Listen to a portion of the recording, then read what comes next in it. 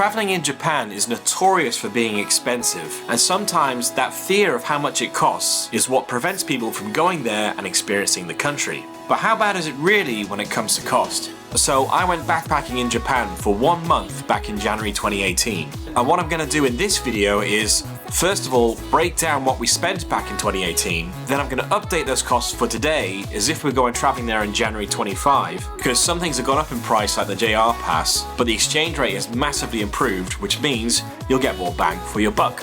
Then I'm going to apply those costs to the 2-week and 3-week itineraries that I went through in the last video and look at some variations in costs in terms of what transport you use and what kind of accommodation that you're going to stay in.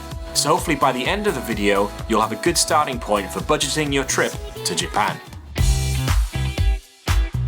Okay, so let's look at our 2018 trip. We spent 30 days looping around the country seeing as many of the classic sites as possible. We stayed in dorm rooms in hostels and spent $841 in total, which works out at $28 per night.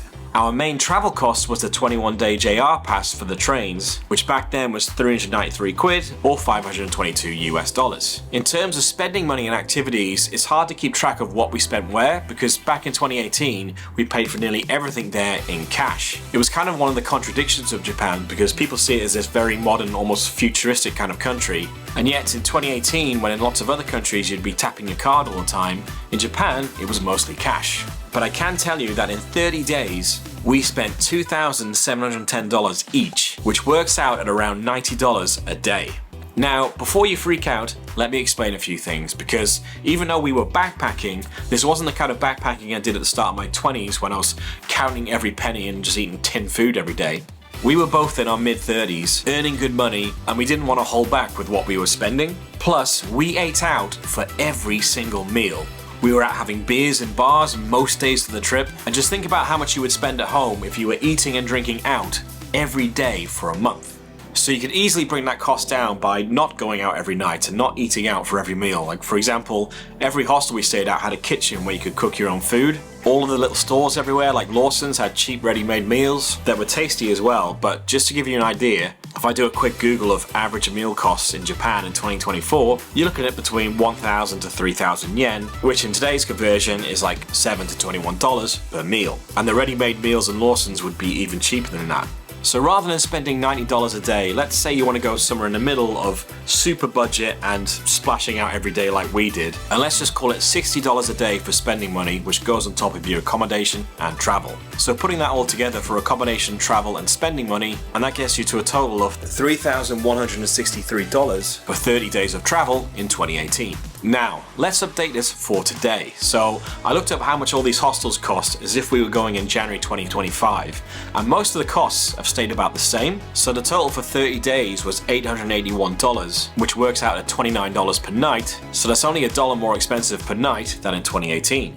In terms of travel, the JR Pass is a lot more expensive today. In 2018, we paid $522 for the 21-day pass, but today it's $735. Now, I'll look into the cost of traveling by bus as an alternative in a minute, but for now, let's look at cash spending money. The yen is a lot weaker against the pound and the dollar today than it was in 2018. So back then, we got about 101 yen to the dollar, but today it's 142 yen to the dollar, which means everything is about 29% cheaper today. So our spending money can be reduced from $60 a day to $43. So that makes the total cost for that 30-day trip doing it today $2,906. In the previous video, I talked about how you could compress our 1-month itinerary into just 3 weeks and still do all the things that we did. So the cost of that would be $609 for accommodation, $735 still for the rail pass, and then $903 for cash, which brings you to a total of $2,247 for 3 weeks traveling in Japan.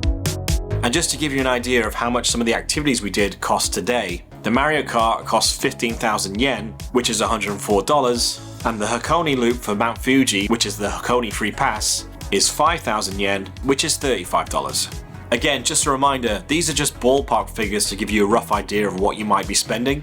This isn't the official price tag for traveling in Japan. In fact, if you've got any money saving tips for traveling in Japan, then please leave them in the comments. One thing to know, whilst we had to use cash for most things in 2018, If you travel to Japan today, you can actually use your card in most places, as my mate Dave did in his recent trip there.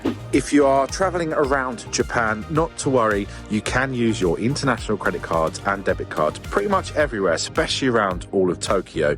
If you are travelling to places such as Kyoto or more to the countryside, I would recommend carrying some cash just in emergency situations, especially for those old school guest houses, restaurants and shrines. I would recommend going to a 7-Eleven ATM, as they pretty much accept all international cards for your withdrawals. And a bonus little travel tip for you, I'd highly recommend getting an IC Suka card on your Apple Wallet. Top it up before you arrive to Japan, and you can use it across transportation, konbinis and even vending machines. Have a great time in Japan. Back over to you, Karl. Huh? How f***ing great was that? Good old Dave, nice one mate. Anyway, let's apply this budget to a 2-week trip around Japan using the itinerary I created in the last video. If hostels are on average $29 a night, that gets us to $406.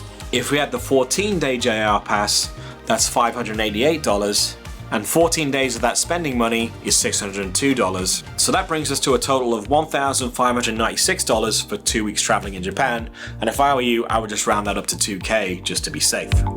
Now let's take a quick look at transportation. For that 2-week trip, rather than getting the 14-day JR pass for $588, you could travel by buses, and I've priced them out for each journey, and the total is $262. So that saves you $326. Some of those buses run overnight or have overnight options, so you could save on accommodation there as well. Personally, I prefer traveling in the day because you get to see the country that you're traveling through, and then you get to have a good night's sleep when you arrive. But with such a tight schedule of this itinerary and the buses taking way longer than the train, maybe overnight journeys are the way to go for this. But speaking of accommodation, if you don't want to stay in hostels but do want to stay in budget accommodation, then I've had a quick look, and the capsule hotels apparently range from $47 to $95 a night. And as for the cost of other hotels, I mean, it's like, how long's a piece of string? You know, the prices can go up and up and up depending on what you want. So there you go. Hopefully this video has given you some good ideas to start budgeting your trip for Japan. And next week will be the final one of these additional videos for my Japan trip, where I'll be answering all of your questions on what it's like traveling in Japan for the very first time. So make sure you subscribe so you don't miss that, and go check out our 2-part series, A Journey in Japan from 2018, if you haven't seen it already, or give it a rewatch. And I'll leave a link in the description to my website where you can find out all the information from this video. So that's it for now. Thanks for watching guys, and I'll see you next time.